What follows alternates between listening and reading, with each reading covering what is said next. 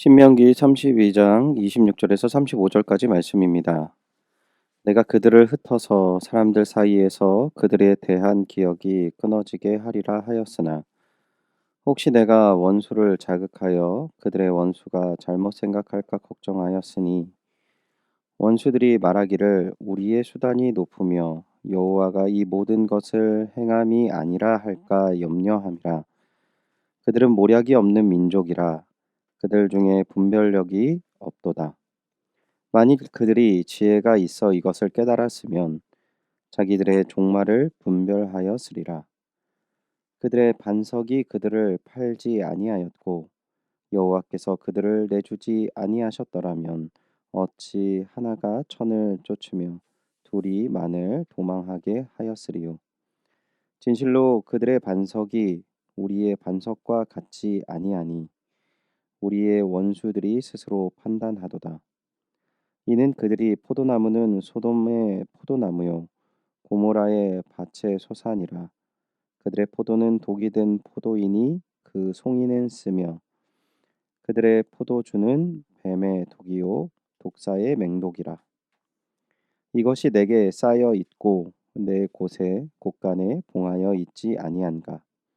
그들이 실족할 그때에 내가 보복하리라.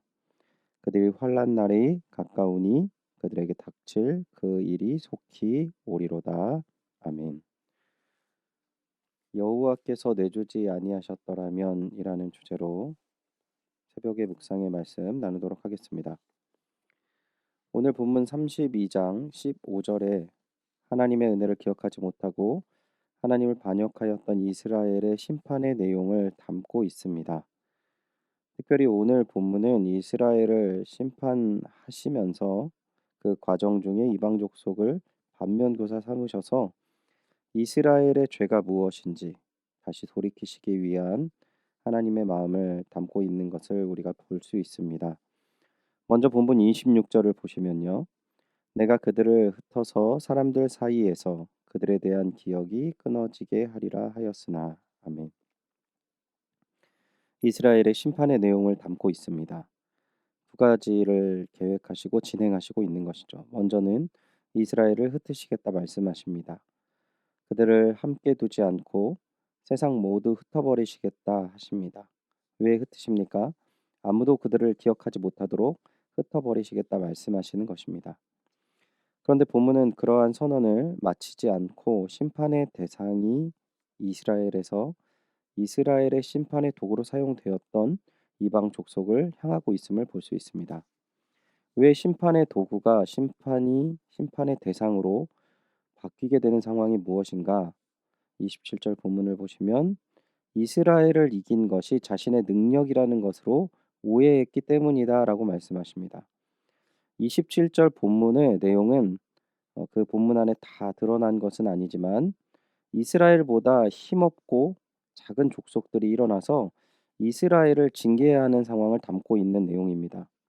실제로 사사 시대에 이스라엘이 하나님을 떠나서 이방 족속에게 고난을 당하는 내용을 담고 있는데 그들을 나라들이 강대한 나라도 있었지만 이스라엘이 충분히 이길 수 있는 나라이지만 이스라엘이 그들을 감당하지 못하는 모습을 담고 있습니다.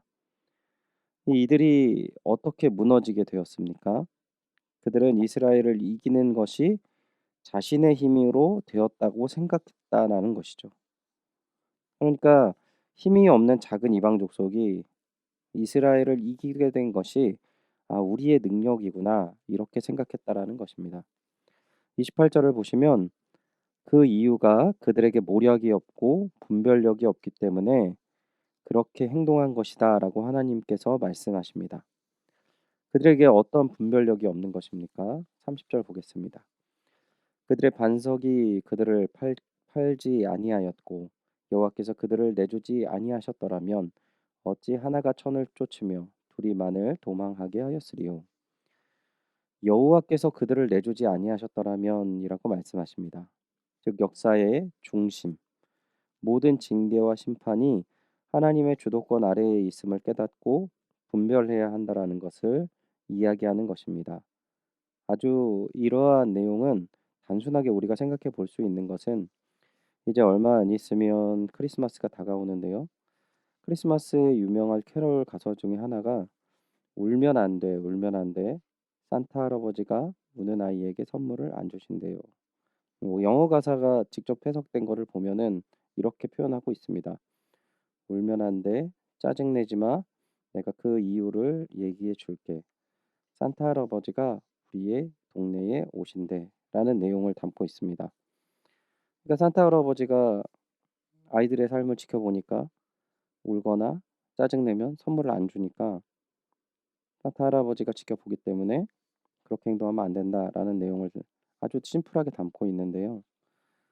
너무나 당연하고 쉽게 표현하고 있는 내용이지만 하나님을 믿는 우리가 가져야 할 그러한 순수한 믿음의 행동에 뭐 전적으로 맞다라고 표현할 수는 없겠지만 꼭 기억해야 될 내용이라고 생각합니다. 나이가 들어서 아, 산타 할아버지는 없고 우리의 삶을 아무도 우리를 제어하지 않아 라고 생각해 가는 그런 모습과 하나님을 믿는 순수한 믿음에서 시작해서 하나님 앞에 자신의 모습을 작은 모습이라도 돌아보고 회개하고 온전하게 하려는 모습에서 조금 시간이 지나니까 하나님의 심판과 하나님의 뜻이 잘 보이지도 않고 또 자기가 보기에 굉장히 잘못했지만 스스로나 타인의 하나님의 그러한 심판과 방향이 느껴지지 않을 때에 우리는 하나님의 시선과 하나님의 뜻 안에서 점점 멀어지는 그러한 모습을 쉽게 발견할 수 있습니다. 하나님께서 오늘 이방 족속에게 분별하지 못한다라고 얘기한 부분들은 바로 이러한 부분을 지적하고 있는 것입니다. 하나님은 오늘 우리의 삶 가운데에 모든 삶의 주관자시며 우리를 인도하시는 주체시라는 사실을 우리는 잊지 말아야 한다라는 것을 오늘 본문에서 이야기하는 것이죠. 오늘 본문은 오늘의 삶만 이야기하는 것이 아니라 한 걸음 더 나아가서 하나님께서 이러한 오늘의 삶에 그치는 것이 아닌 앞으로의 모든 심판에 대한 내용을 주관하시는 분이라는 것을 담고 있습니다. 32절에서 35절까지를 보면 소돔과 고모라의 모습을 이야기하면서 이스라엘의 원수들의 운명을 이들의 모습과 비교를 하고 있습니다. 그들이 소돔과 고모라와 같다라는 것이죠. 소돔과 고모라가 멸망하였는데 어떻게 멸망하였습니까? 그들의 삶의 열매가 독과 같은 것이기에 결국 멸망한다라는 것입니다. 그리고 그들의 삶에 있는 다 나쁜 그 독과 같은 열매의 내용을 누가 가지고 계십니까? 하나님이 소유하시고 다 증거하고 계시다라는 것이죠. 다시 이스라엘의 관점으로 돌아가셔서요. 오늘 우리에게 주신 말씀은 이방 심판을 받게 되는 이유가 하나님의 주관자 되셔서 행하시는 모든 일들을 분별하지 못함으로 오늘 행동의 대가를 치르고 있고 앞으로도 그 이후의 삶까지도 하나님께서 그 모든 것들을 보시며 심판하시는 심판주라는 사실을 선언하시고 있다라는 것입니다. 이스라엘이 심판과 멸망의 길을 걷게 되는 이유가 무엇입니까?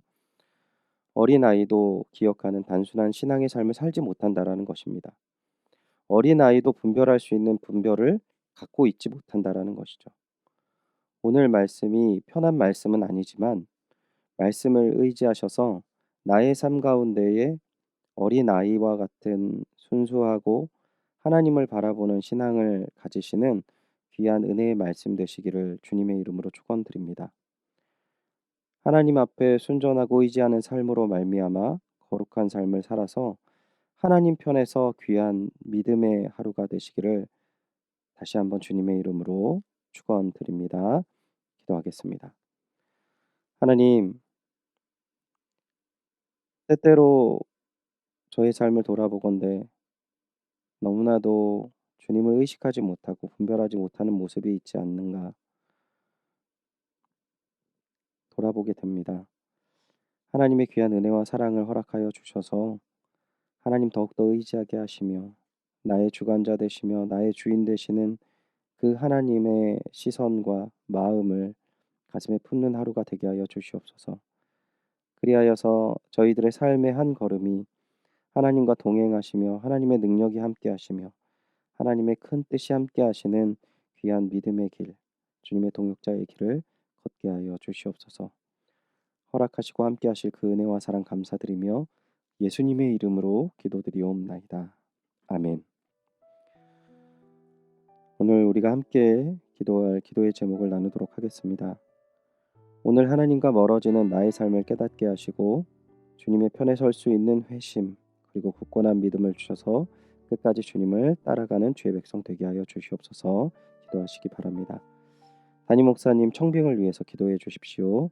연희교회가 한 몸을 이루는 지체로서 머리 대신 예수님의 말씀과 뜻을 잘 전달할 수 있는 준비된 목회자를 모실 수 있도록 성도들의 영혼을 사랑하고 푸른 초장으로 인도하며 영혼의 생수를 마시며 성장시키시는 목회자를 모실 수 있도록 사람의 생각과 방법이 아닌 오직 주님의 뜻과 방법으로 준비된 목회자를 모실 수 있도록 기도해 주십시오.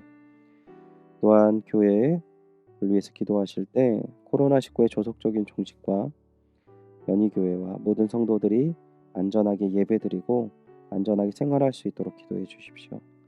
선교사님을 위해서 기도하실 때 최정걸, 지영준 선교사님을 위해서 사역과 가정을 위해서 특별히 코로나19로 인하여서 그의 가정에 어려움이 없도록 기도해 주시기 바랍니다. 이 시간 환우를 위해 기도하실 때는 우리 김원옥 집사님 암으로 인하여서 치료하는 모든 과정 속에서 하나님의 인도하심과 보호하심 그리고 또한 우리 믿음으로는 정말 가늠할 수 없는 하나님의 큰 은혜와 사랑이 임하셔서 치료의 길이 열리고 회복을 받을 수 있도록 김은옥 집사님을 위해서 기도해 주시기 바랍니다. 수험생들을 위해 우리 함께 기도해 주실 때 12월 3일 날 시험을 봅니다. 이제 얼마 남지 않았는데요. 또한 수능 시험에 보는 그 장소와 방법이 매우 입시생들에게 어려운 상황에 주어진다라고 합니다. 입시를 잘 준비할 뿐만 아니라 시험 보는 그 순간까지 하나님을 의지하고 어려운 환경 속에서도 이 귀한 자녀들 하나하나가 믿음 가운데서 어려움을 잘 견뎌내고 하나님께 영광 돌릴 수 있도록 기도해 주시기 바랍니다. 강인우, 김나리, 김은지, 박재원, 이문영, 이재윤, 이지원, 전준원, 조상민, 조상준, 함동혁입니다. 다 같이 기도하겠습니다.